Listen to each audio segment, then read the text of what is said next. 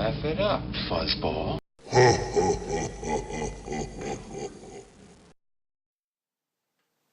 Hey guys, Laugh It Up, Fuzzball70 here, hope you're all well. Today we're going to look at the Star Wars Return of the Jedi, the Vintage Collection, VC56, the man himself, Kithaba, the Skiff guard from Jabba's palace and onto Jabba's barge. First up I've got to say, this guy is amazing. I think it's an amazing production from Hasbro. I mean, we knock Hasbro a lot, but on this occasion I think Hasbro, bar a few niggly bits, got this guy spot on. I think he's absolutely amazing, and he's very much welcomed into my collection.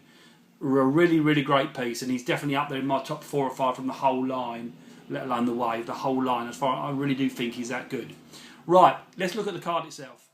Okay, as you can see the card itself here, you've got Kithaba in front of the Skiff in the background.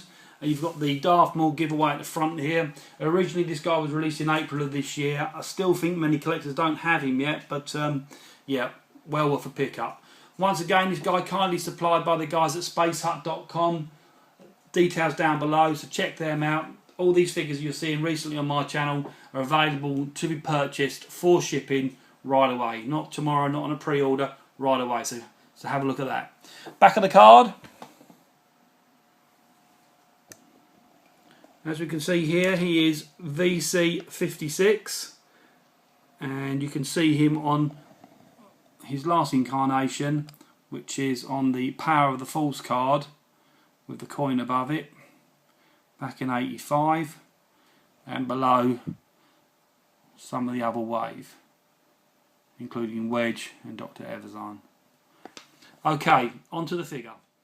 Look at the expression on this guy's face. It's just amazing, absolutely amazing. Right, things you need to know. He comes with 14 points of articulation. He comes with 3 essential accessories. He comes with his blaster, his force pike, and a removable bandolier. There are 2 versions of him out there. There's 2 variants. There's a brown bandana version and a red bandana version. He was originally released as a brown version, but then Lucasfilm requested that they actually change that from brown to red. The red version came out maybe a week or so afterwards. I know in the interim it sort of put the prices up on the eBay and the likes, but I think now that the red bandana version is becoming more widely available, so don't get sucked into paying that much more for it, because I don't think that it's going to be that much of a variant, and arguably it might even go the other way around, that given that Lucasfilm asked for the request to change the colour on the bandana, you might find that you actually end up producing more red bandana versions than brown bandana versions. Right, the figure itself, amazing. Wow. Let me give you a 360 of him. The blaster sits perfectly in the holster.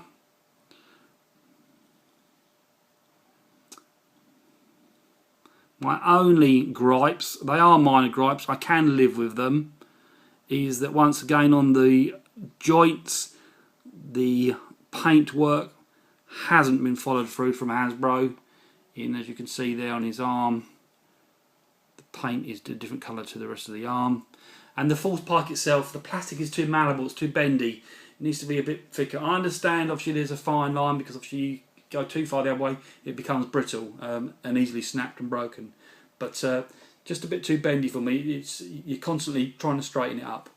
But as a figure, as a sculpt, then amazing. Let's give a close-up of his face.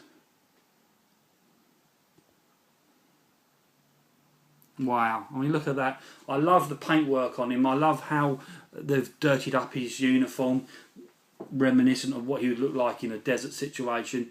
Just amazing.